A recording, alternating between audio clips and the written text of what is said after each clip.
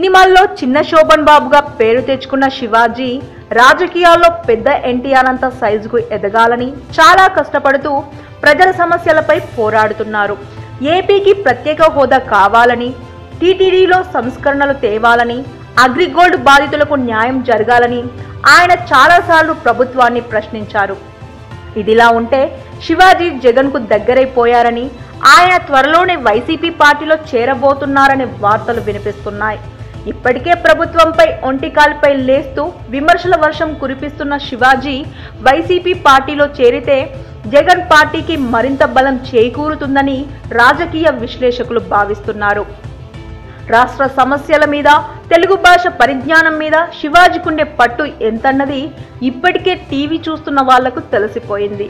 అంతేకాదు, ఇప్పటికే శివాజీ జగన్కు అనుకూలంగా మాట్లాడుతూ ఆయన జగన్ను సపోర్ట్ చేస్తున్నానని చెప్పకనే చెప్తున్నారు. చంద్రబాబు ప్రభుత్వం జగన్పై అర్థం లేని విమర్శలు చేస్తుందని, టీడీపీ జగన్పై చేస్తున్న విమర్శలు రాజకీయ కుట్రలో భాగమేనని శివాజీ ఇప్పటికే చెప్పారు.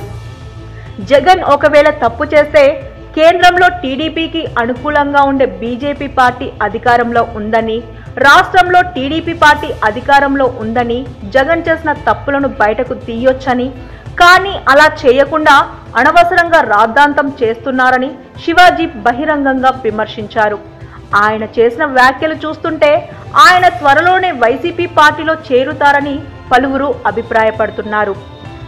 శివాజీ వైసీపీలో చేరితే వైసీపీకి మరో బలమైన వాయిస్ దొరికినట్టే.